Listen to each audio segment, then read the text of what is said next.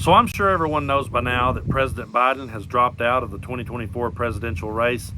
I would just like to start off this video by thanking Joe Biden for his service to our country, not just for his years as president, but for a lifetime of service to this country. I truly feel like Joe Biden has been one of the most effective presidents of my lifetime. I think he's going to go down in the history books next to FDR and LBJ as someone who just got so much legislation passed in such a short amount of time. So I think it's very important that we rally around him right now and we give him his flowers while he's still with us. Thank you, President Biden, for a lifetime of service to this country. But when this news broke, I felt a wide range of emotions. I went from being shocked to being not shocked.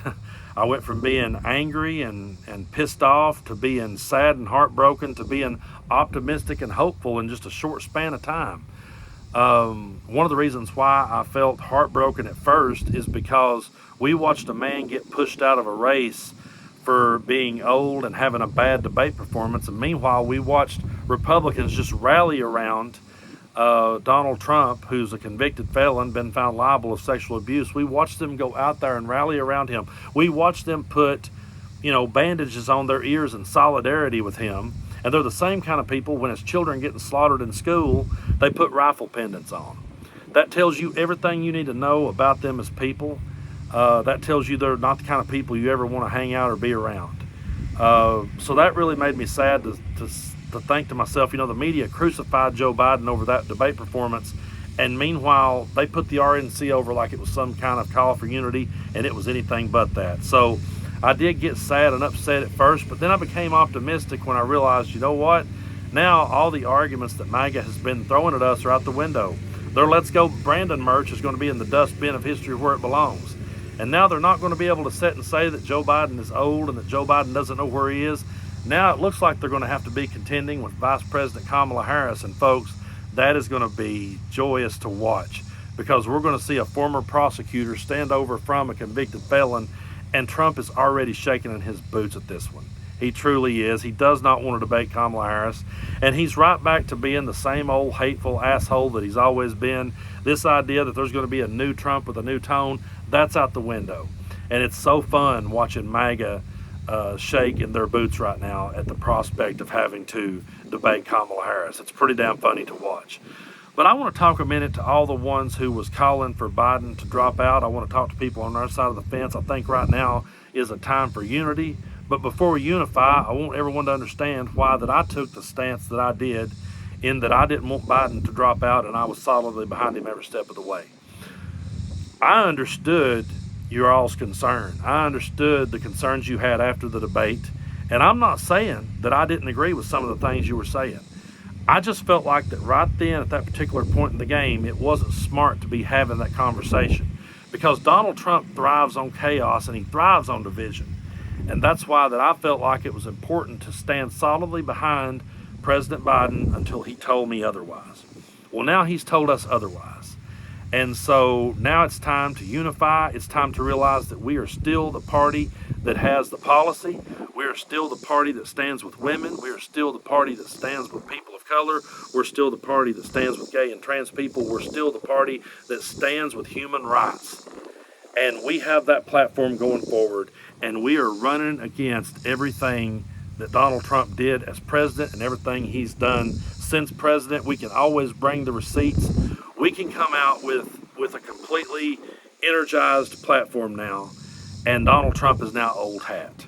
Donald Trump is now the oldest nominee in history, and that in itself is pretty funny when you think about it. So I think now it's time. Okay, we had those disagreements. We didn't see eye to eye about that. We understand why we didn't see eye to eye about that. But now it's time to put that behind us and move forward and be unified behind Kamala Harris and be unified in our mission to defeat Donald Trump.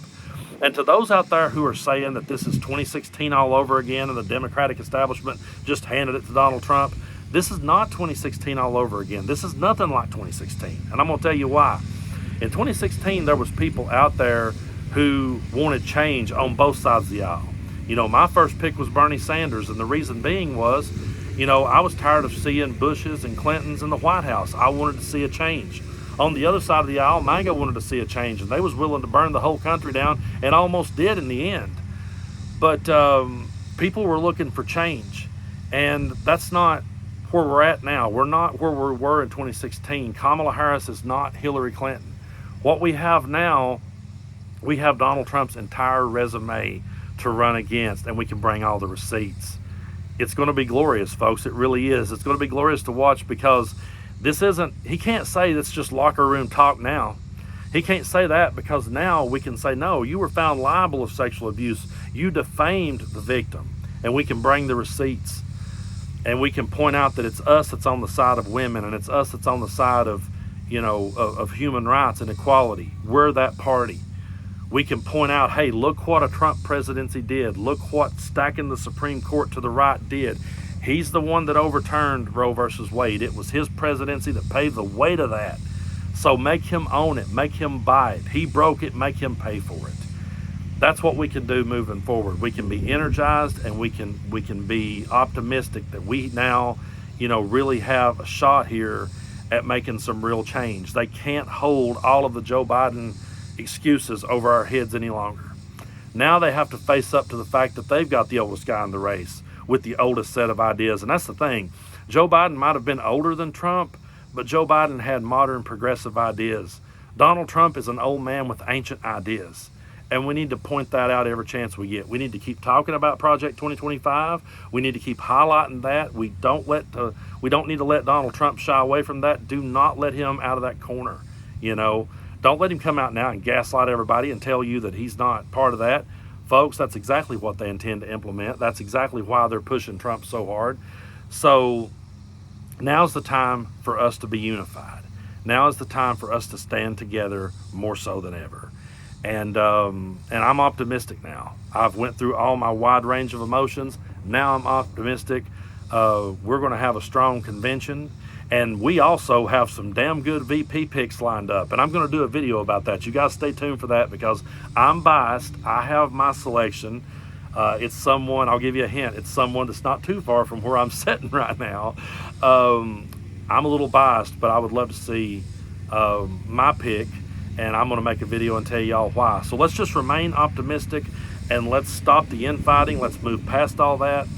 To those of you that are undecided and independent minded, I would say this: any concern you had about Joe Biden is gone now.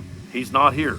So now you can just look at Trump and his record, and you can realize what a true threat that is to democracy. And to those on the left, I would say, let's stop with the infighting.